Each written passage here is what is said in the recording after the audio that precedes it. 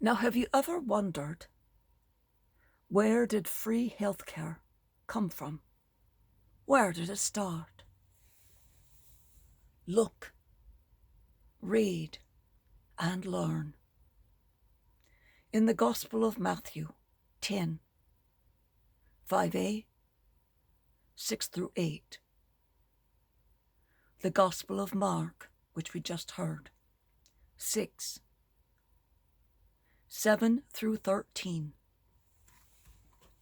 In both, then Jesus summoned the 12 and gave them authority over unclean spirits to drive them out and to cure every disease and every illness. In Matthew, Jesus sent out these 12 after instructing them thus: Go to the lost sheep of the house of Israel. As you go, make this proclamation: The kingdom of heaven is at hand. Cure the sick, raise the dead, cleanse lepers, drive out demons. Without cost, you have received. Without cost, you are to give. In Mark, Jesus said to them, Wherever you enter a house, stay there until you leave from there. Whatever place does not welcome you or listen to you, leave there and shake the dust off your feet in testimony against them. So they went off and preached repentance. The 12 drove out many demons, and they anointed with oil many who were sick and cured them. Because Jesus gave them the ability to heal,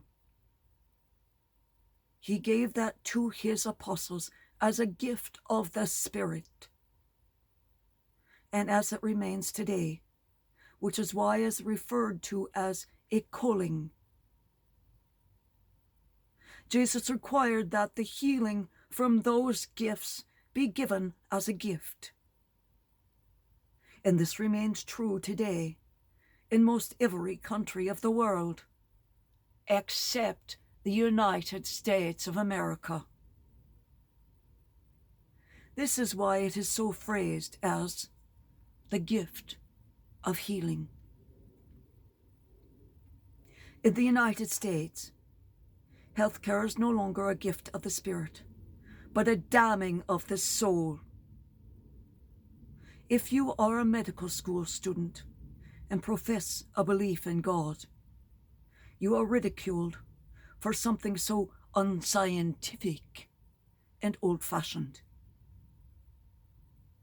As a patient, if you mention God being related to your current improvement or a cause, they will test you for left temporal epilepsy, LTE.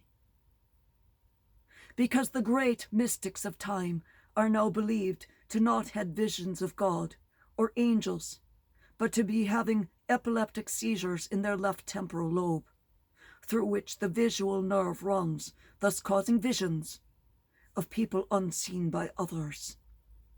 Because, of course, they could never have seen God.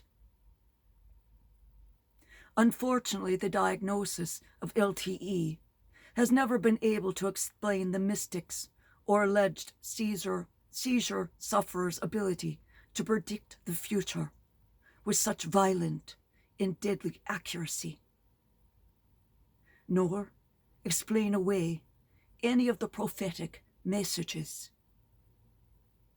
My doctors have been trying to do that for over a decade. In the US, healthcare remains a moral judgmental issue for a firm, unmoving 37% of the population, the people who are now called core Trumpers. You have to be of value to society in this group. You have to be worthy to be allowed access to health care, in their view. Care if you are seen as worth it, not deemed socially or morally unfit by the unseen they, who have not redeemed their unholy, immoral power, and are marking those who are not worthy of health care in the US any longer. That which is given to you must be shared freely with all who will partake, except in the US, where it must be withheld for the highest and most worthy only. Ask that 37%, most of whom 22%, sadly, were Episcopalian, which is now a code phrase in the United States for white, racist, Christian. From those to whom much is given, more is expected of them. This is the moral imperative. If you are a true Christian, act it.